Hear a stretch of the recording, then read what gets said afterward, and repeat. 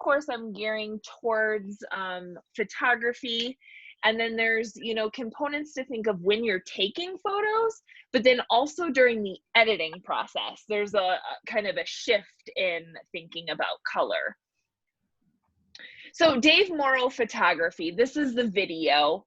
So he kind of talks about shooting with color theory and then getting into the photo editing portion. So this is just on YouTube. I linked it on here. So I will share this link with everybody, but it's a good one to watch.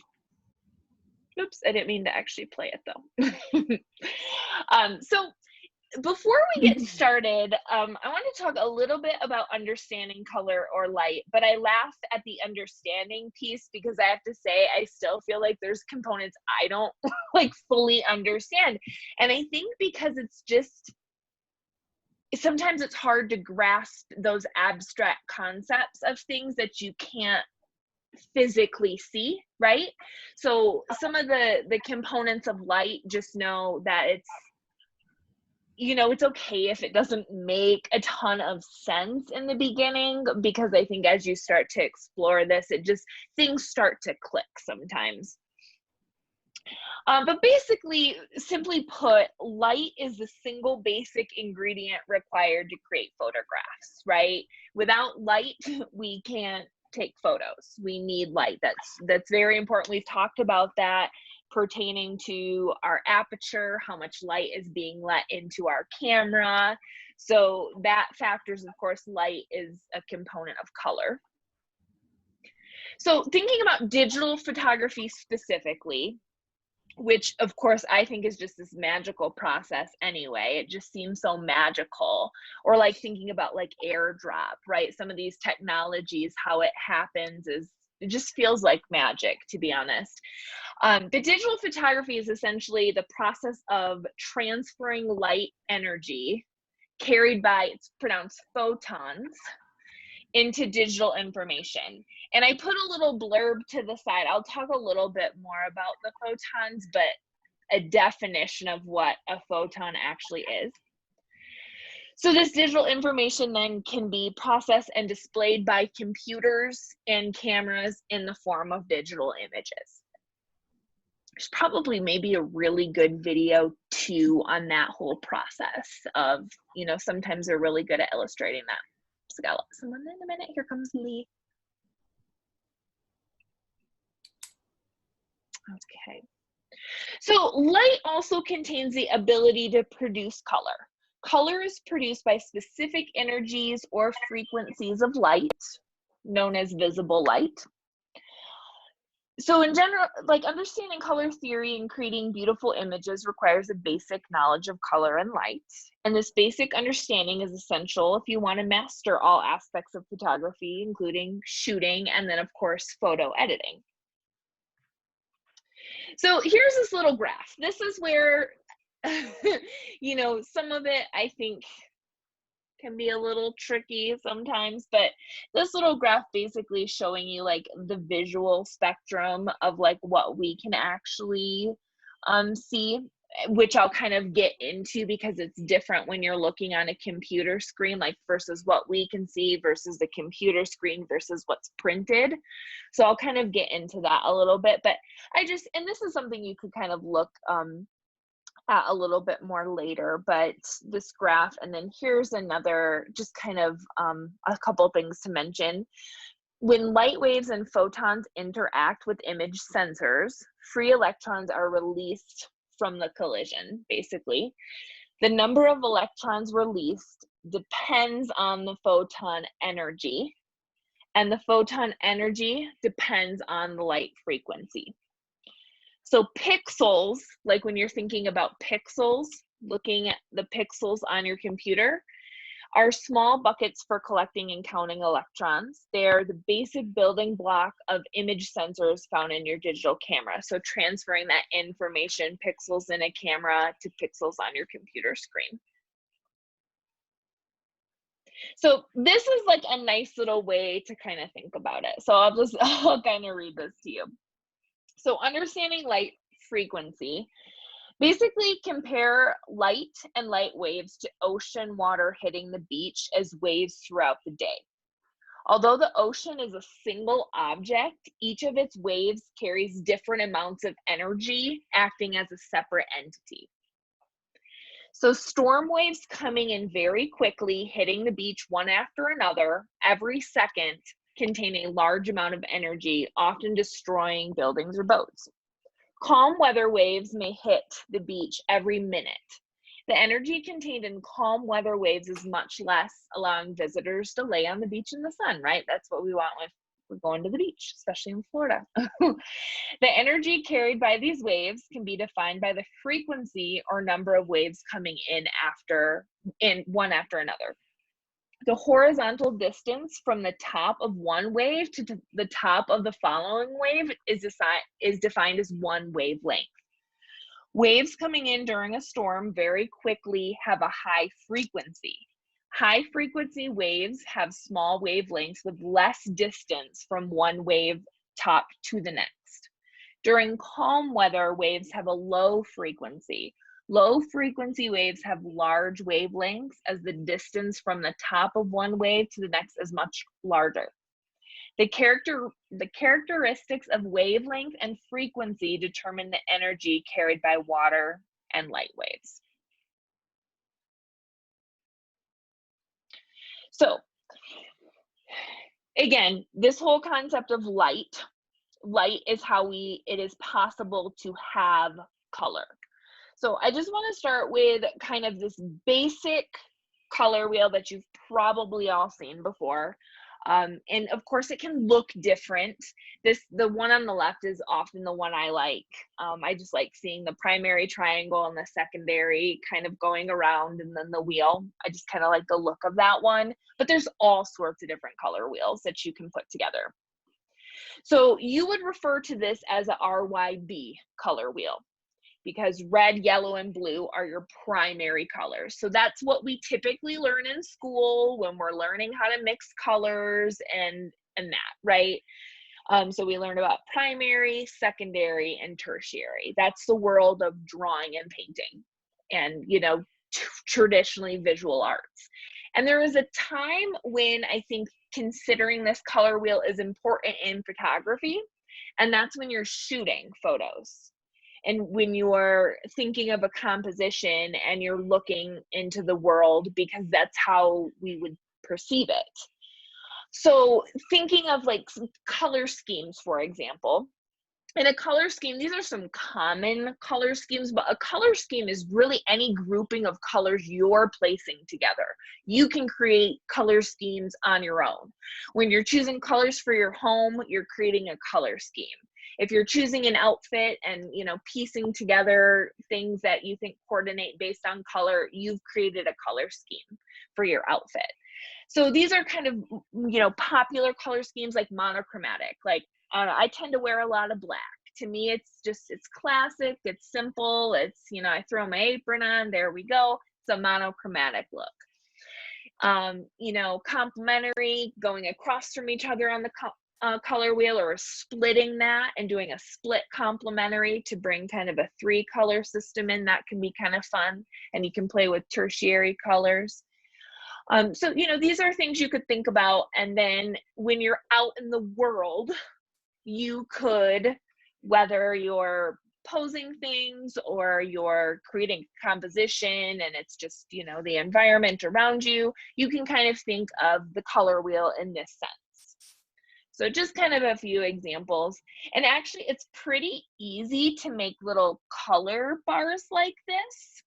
I'll just mention this now. I'll show you a graphic at the very end of tonight's class, but in Photoshop, there is a function where you can basically have an eyedropper tool and you can click on colors and it will turn your swatch into that color.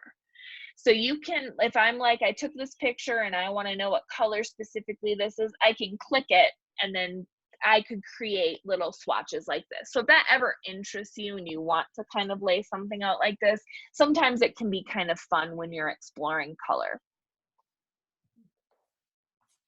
But again, this would be like an analogous color scheme where they're all kind of in a row next to each other, progressing the purples into the pinks. And a lot of times in nature, you're going to see a lot of these color schemes, monochromatic. You see a lot of this just found in nature. So the components of color, just to kind of break it down, color has three main components. So you have hue. Hue is simply the shade or name of the color. Okay, so typically you have a slider in like your Photoshop or your editing program where you can change a hue. A hue is a color without any black, white, or gray added to it. It's the pure color. Hues are shown, so that in this graphic below, hues are labeled by degrees, and they correspond with their location on the color wheel circumference, which I'll kind of show you some of those color wheels later. And you've probably seen them before. They're a lot fuller, and you can kind of slide around and see all the different hues. So all hues are colors, but not all colors are hues, meaning if a color is mixed with white, black, or gray, it's not a pure hue anymore. It's still a color, but it's not a hue anymore.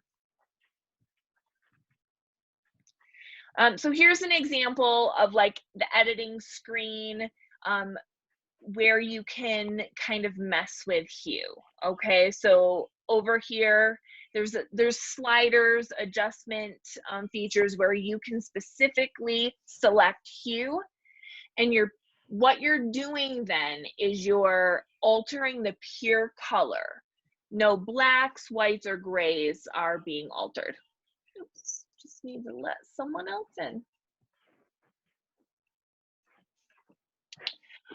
So tint, shade, and tone. I know, a lot of you guys are familiar with these concepts in the drawing and painting world. And it's similar when we're thinking of photography, but adding white to a color is known as tinting. So I always tell my high school kids this because they always mix this up. They think tinting is darkening something, like tinting car windows is the act of darkening the car windows. So they tend to go there, but tinting is making something lighter. A tint is a light. Is this an art thing, honey? Oh. So all colors are tinted.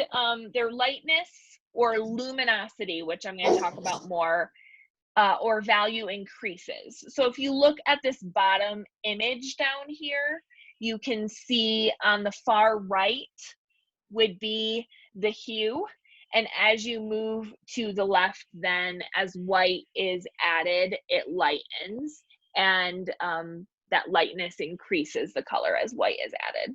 And then again, it's not a hue anymore, but it's a color still. Adding black to a color is known as shading. As shading decreases the lightness value of colors, decreasing their perceived brightness on the tonal scale. When a color is shaded, so the histogram, the histogram are like when we're in the levels or the curves, that's that information. You're shifting towards the left, towards black. So again, hues here are found on the far right.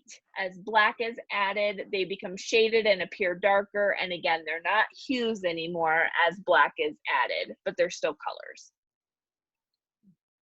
Adding gray to a color is known as toning.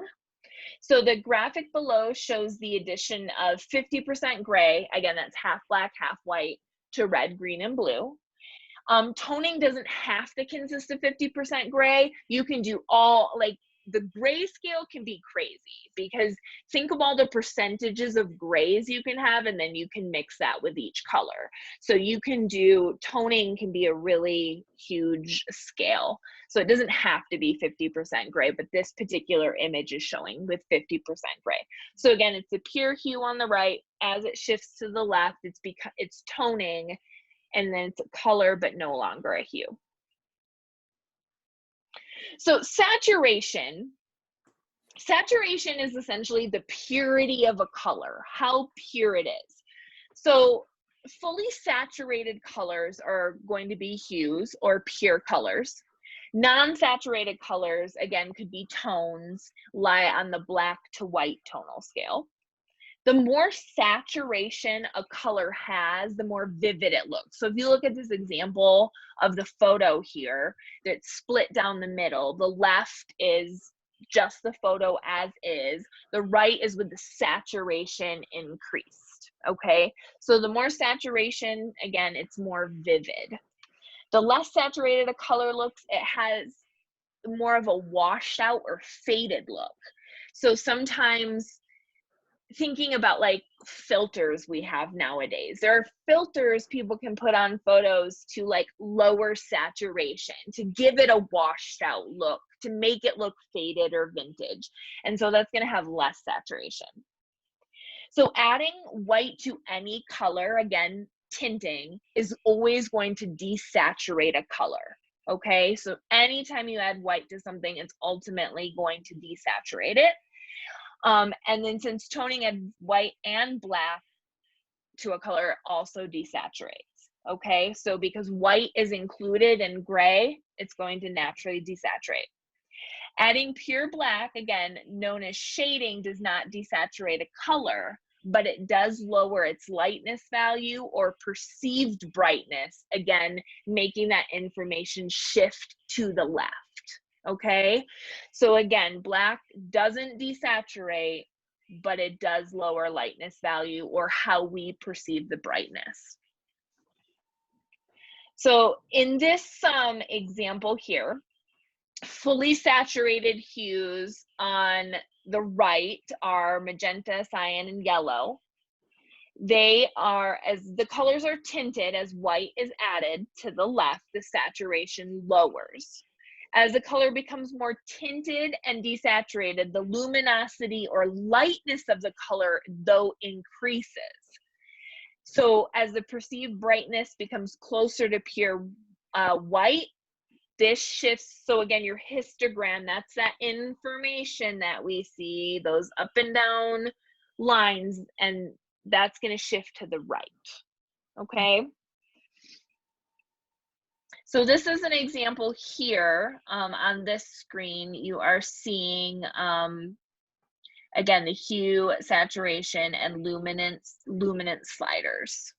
So here with the saturation, this is an increase in saturation of a color.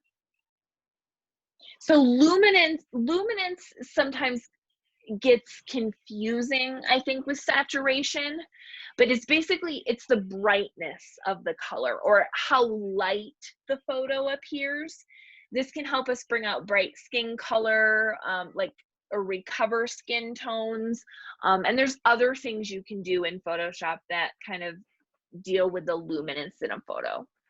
So this is down here showing you this. Again, it's not how like pure or intense the color is, because again, saturation is that pure color, how close it is to a hue, whereas luminance is the brightness, the perceived brightness of the photo. So that could involve tints, shades, tones as well, but still appear bright, because again, adding white to something desaturates but brightens, which I know can get a little tricky sometimes to keep all those things straight. Jennifer, what program is it that we're seeing there when you? This is just a little screenshot that I found that kind of showed, but I can show you in Photoshop where you can find this stuff. It's under image and image adjustments. You can. I just haven't seen luminosity, listed. Yeah, that's it. Yeah. Jennifer, can transparency be used like saturation? What do you mean by transparency? There is a control. I'm not sure if it's in Photoshop. I use it all the time in Illustrator, and it can make an image transparent or degrees of transparency. Yes. Yeah, I mean, okay, so if that in that sense to me would essentially be lowering saturation, but could potentially increase brightness or luminance. potentially. I know what you're saying. I think it depends how you're using it, because if you have a like layers, and you take a top layer and lower the transparency so it's more see-through, it depends what's coming underneath. Right. You know, so I think that's a good question. I'm actually going to play around with that a little bit, because yeah, I know it, and that's why I asked what you meant exactly, because I know where that function is, and I actually use that a lot. And I've even overlaid things. Right. So Right. I think using transparencies could be a way to almost, okay, think about, I've talked about like soft gels in photography before, which is essentially sort of like a see-through color sheet that you can put over your lens that's going to give an overlay of color. Mhm. So sometimes when I'm using transparency with photos, it's because I'm wanting to alter something in a way. So I think the answer to your question is it could impact all these things, but it could also not. It Yeah. depends how you're wanting to use it. Mhm. Okay. Yeah. Ooh, that's interesting though. I honestly, we could have a whole class just on how to use that functionality. Great. Yeah. Thank you. Yeah, absolutely. And you know what? Now that I'm looking at this, I believe this is Lightroom. Yeah, Okay. I believe this is Lightroom because of the down here. Okay, so this is a little tricky, some of this understanding, but I just want to show you. Okay, so there's HSL and HSV. So if you look at this top little grid, or this little form, basically graph, this is showing you hue is the H, S is your saturation, and lightness is your L.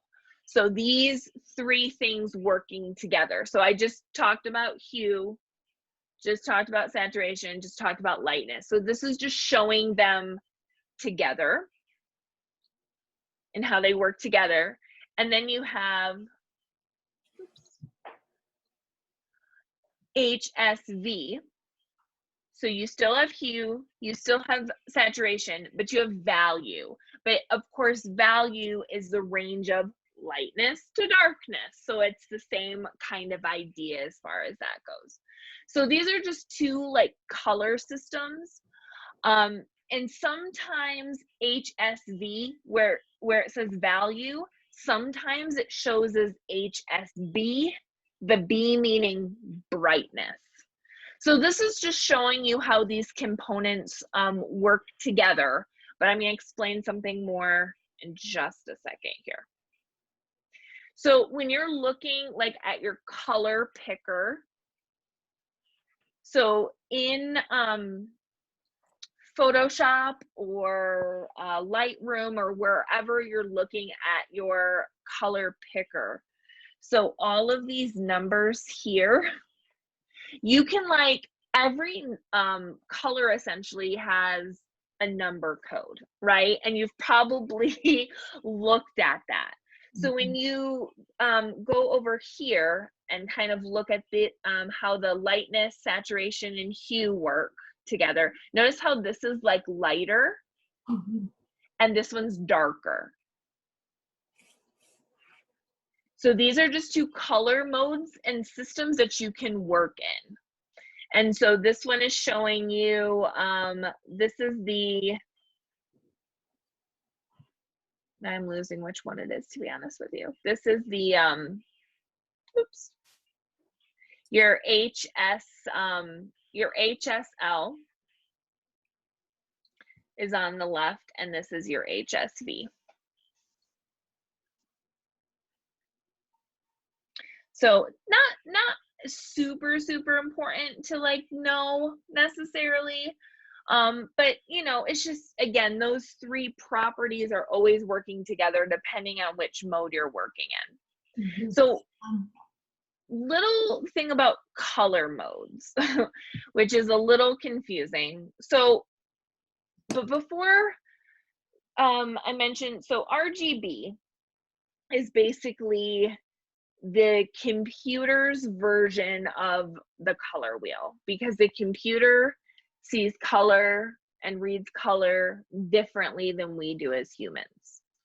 So it's an RGB color mode instead of our RYB color mode. So we have green instead of yellow. And red and green on a computer make yellow, which feels wrong because we know in the painting world that it makes brown. So we have RGB. So basically RGB is your, like I mentioned, your computer, like on your screen color mode. CMYK is your print mode. But sometimes when you're working on a computer, you want to be in CMYK mode. For example, when you're working in Illustrator, especially when you're designing something to be in print, you would switch to this color mode. Is it going to affect you too much and how you see? No. But it's going to affect how it's printed and how the printer reads your colors. So, and you've probably noticed if you have a printer at home, your ink cartridges match up with the CMYK. Mind you, I have a Canon photo printer, and these are the cartridges I use. And K is black, just so you know. So you've got the cyan, magenta, yellow, and black. That's CMYK. Jennifer, on the screen, just before this one, on the slide, just before this one, I have a question. Yeah. Up on the right-hand corner, where it says new and current, and then beside it, it has the exclamation point with that little cube. Now, the block below the little cube is the web color. So is it, and I know when you click on that, it corrects the color, doesn't it? To a web color. So if you don't switch it to the web color, are you off color-wise? You harder to reproduce? You could be, but you know, some of the stuff, it just, you know, it depends. It's like, how deep do you want to get into some of this stuff? It's like, depending on if you're like in graphic design, or you know what I mean? Right. So I think some of that stuff matters when you're doing work for a website or something like that. Yeah, and it has to show up on a phone or a tablet or a computer, or, you know, so there's a certain basic set of tools. Right. That's like some of the stuff, it's like, oh, go ahead, Joanne. I was going to say in HTML, for example, if you're going to put a color in, you need to know what its number is. Exactly. So if you know what it's going to be this way, it'll come up telling you this is what it'll be for that color. Exactly. Yes. In fact, basic HTML was how I learned colors had numbers like that. That's like where that came from in high school. I was like, what? You know, for sure. So, so yeah, I think in some, again, just to kind of reiterate that or repeat myself a little bit, but like some of that stuff, it's like, how deep do you want to get into? What are you planning to do with it? As a photographer, do I think that would you need to worry about that? Probably not. But well, I put photos on the computer because I do websites. Yeah. So I do put photos on. So this might have some significance for me.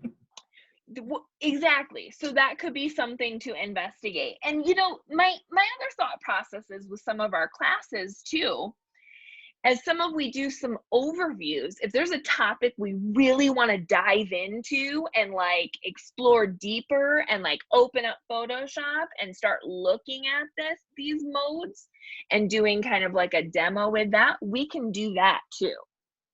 Absolutely. You know, sometimes I think it's good to start kind of broad and here's some kind of general information. And then with our group, like Joanne just mentioned, some of this could be very useful for her with using, you know, with what she's putting on websites, and because she's using that.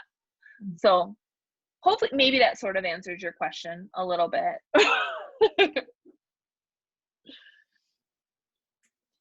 And then of course I just put the HSB color mode on here. You're seeing hue, saturation, brightness. But again, you might see value like we talked about too.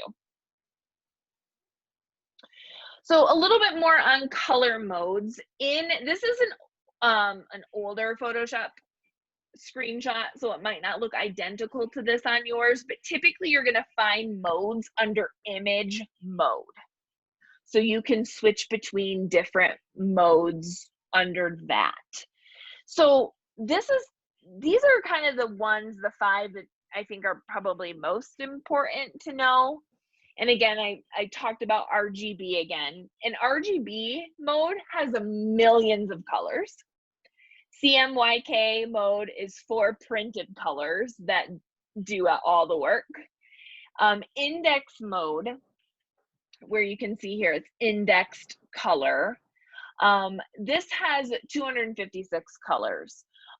When would you want to use like an index mode? That could be like proofing something potentially. I read a couple little things on when you might want to use that, but honestly, probably not much. You know, and then there's grayscale mode, 256 grays. You can also, again, through the desaturating, eventually desaturating would turn something black and white once it's completely desaturated, because there's no pure hue left in it. So there's a couple methods for turning. We could honestly, I could teach you probably 20 different ways to turn things black and white on Photoshop. I mean, color mode grayscale is not the only way. So I'm even actually going to jot that down, because there's a lot of different ways to get into the black and white too. And then bitmap mode is 2 colors, like black and white, not grayscale. There's no grays. It's black and white. That's what that means. And you can see, I mean, honestly, the 1, 2, 3 is really hard to really see the difference on the screen, to be honest with you, but you can tell the difference between the 4 and the 5 on there. So this is the RGB color wheel that I was kind of mentioning. This is typically one way it can look. And then you have this little slider that you can move it all around, and you get all these different color combinations. So it's typically what you're going to use in photography, is especially when you're thinking about the computer and editing. Again, I think about the traditional color wheel when I'm shooting, like if I'm looking for a primary color scheme, or, you know, whatever, kind of like what we talked about earlier. So when I'm shooting photography, but then you're shifting into this mode, RGB, when you're editing. So it is a color model, or mode is a system used to define and communicate color. So RGB simply defines the primary colors for this model, which are red, green, and blue.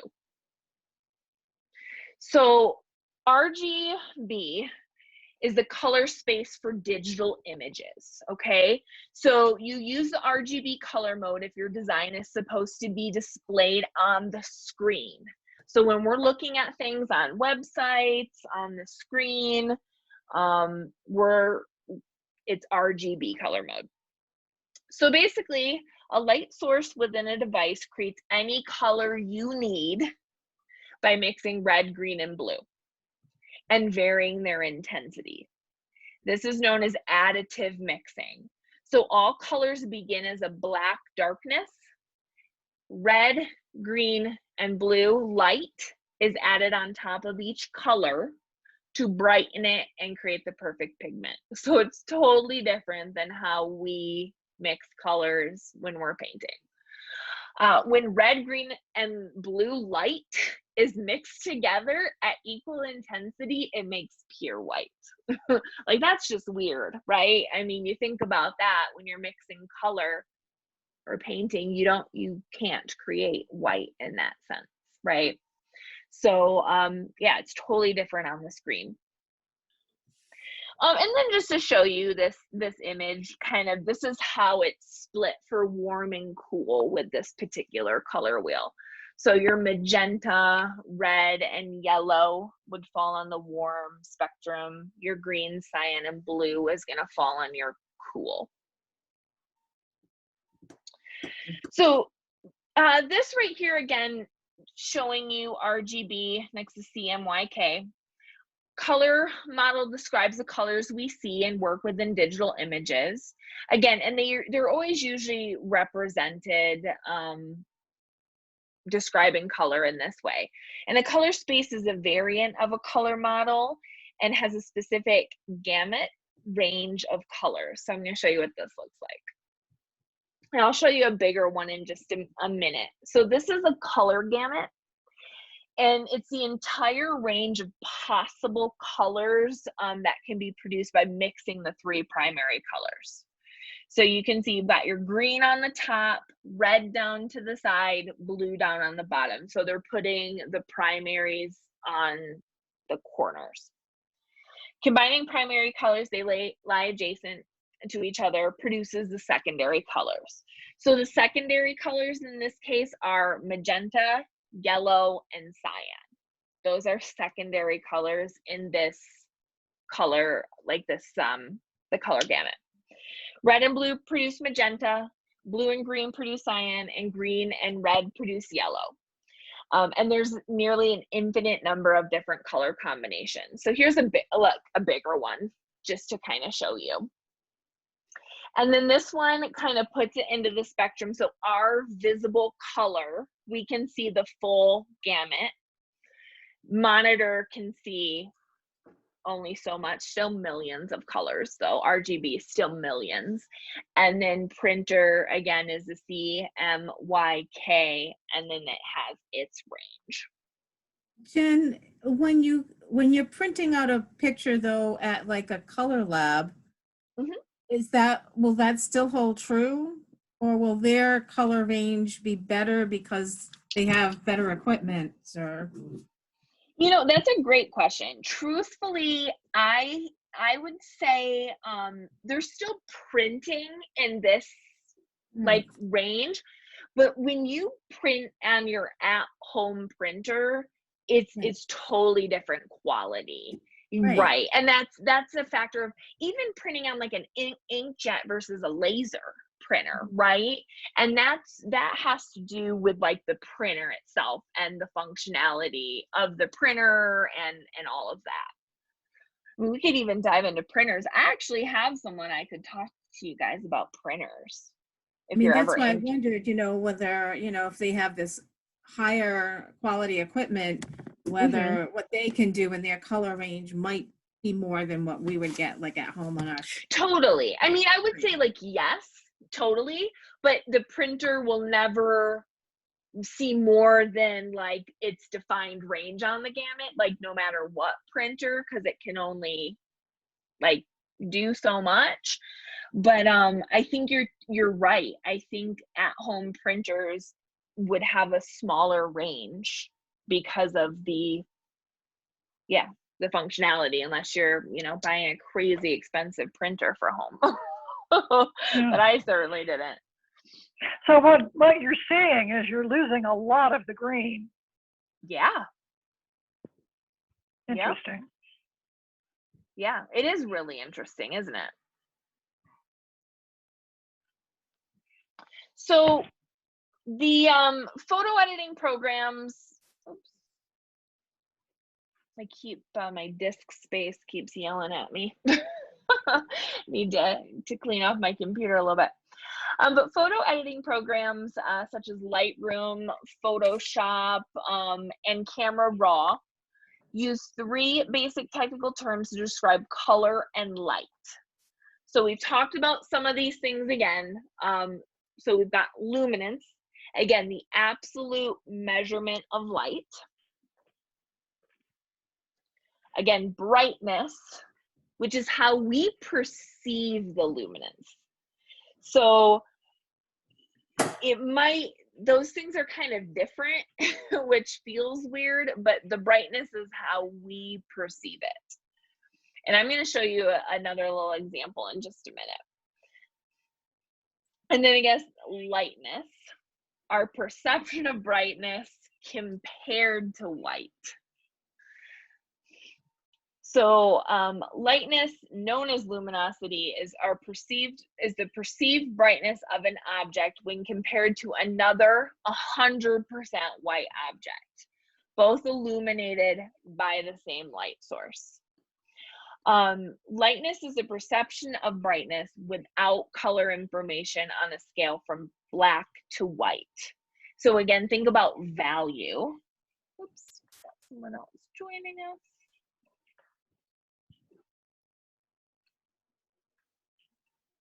Oops. Sorry, just gotta. So I'm going to show you this range on the next slide here, but the lightness or luminosity scale ranging from black to white, you could also refer to this as a tonal range or tonal scale. So again, your grays. So this is the example of that. And again, this is pretty similar to what you'd see in drawing and painting, of your lights, midtones, like that 50% gray in the middle, and then to your lights to that pure white. So, okay, on this screen, the following colors are yellow and blue. They have the same brightness as viewed on our screen, but our eyes perceive this brightness differently. Lightness is the perception of brightness without information on a scale from black to white. So look at this example. There are 5 different fully saturated colors at the top at 100% brightness, along with the tonal values up beneath them of how the human eye perceives their brightness, known as lightness or luminosity. Okay.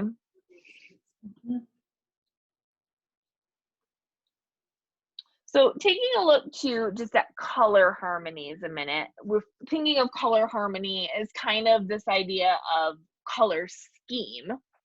But it's a display of 2 or more colors in close proximity that complement each other and look appealing to the human eye. Combining the incorrect colors produces an undesired and confusing effect, similar to screaming kind words in an angry voice.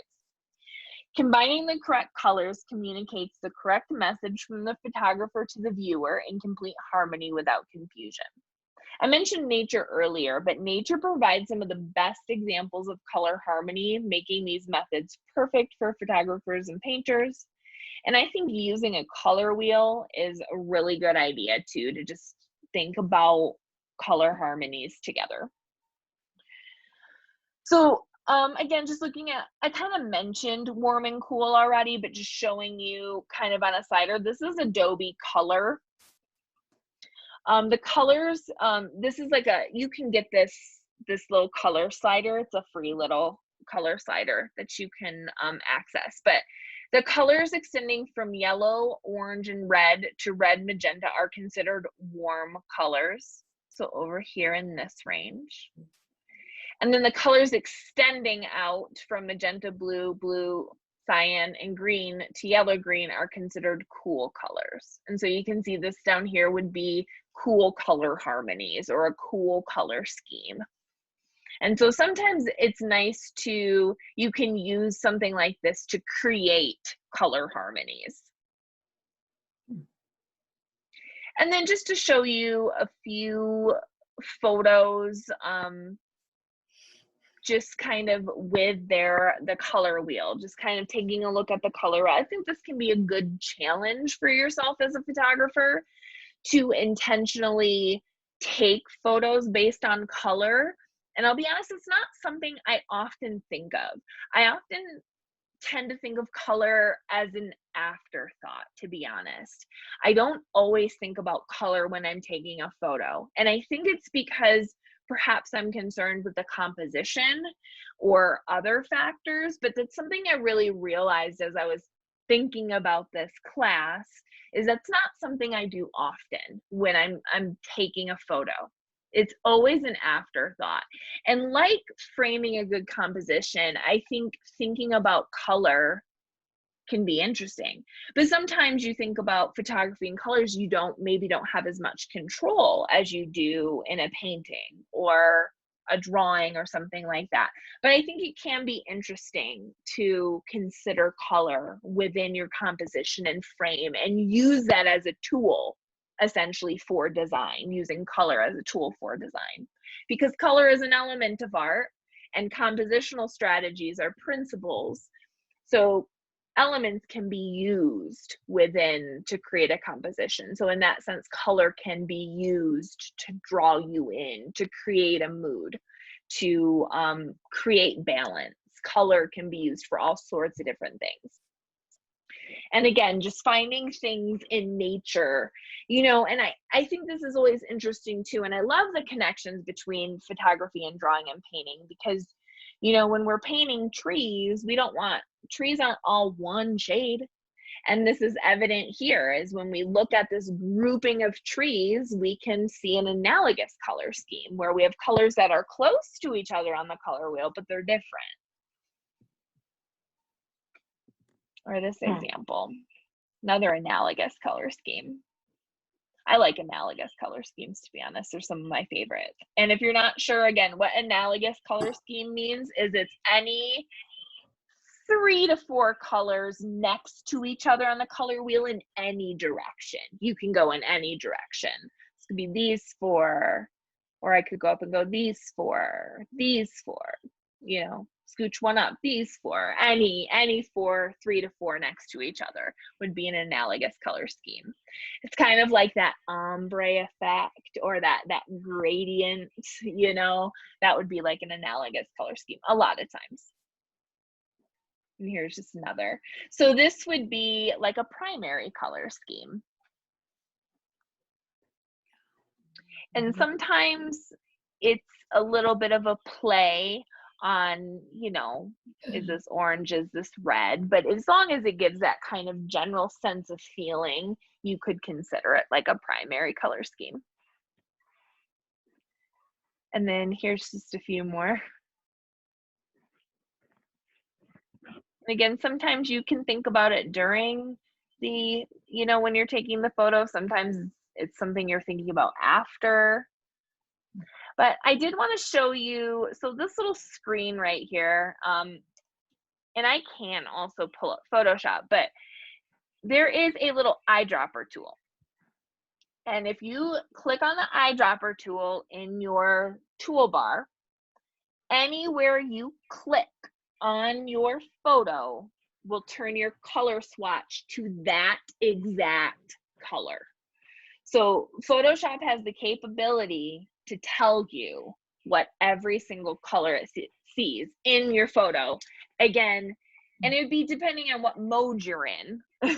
You know, if you're in your RGB working on your computer screen, all of your colors would be within that mode. But again, there's millions within that color mode. So you can click on those, and then you could, if you want, you know, create a little something like this in Photoshop where you're laying out your colors just to kind of see. And it could be kind of a fun exercise to even just see, well, what color scheme is kind of in here if you really can't tell. You know, sometimes color schemes are evident and sometimes they're not so evident. You may have to pull things out. So that could be kind of a fun little thing to play around with too, with Photoshop. I did this in a class with like a photo, but then we were putting color swatches together for sewing. Oh, fun. Oh, that's a great idea. I like that. Yeah, I think just exploring color swatches and different color schemes like that is just such a good thing to be aware of, because, you know, think about, you can have 2 photos with the same composition, but if you've got one that's got a color scheme that's just like spot on, that's the one that's going to hook you and, you know, make you want to look at it more. So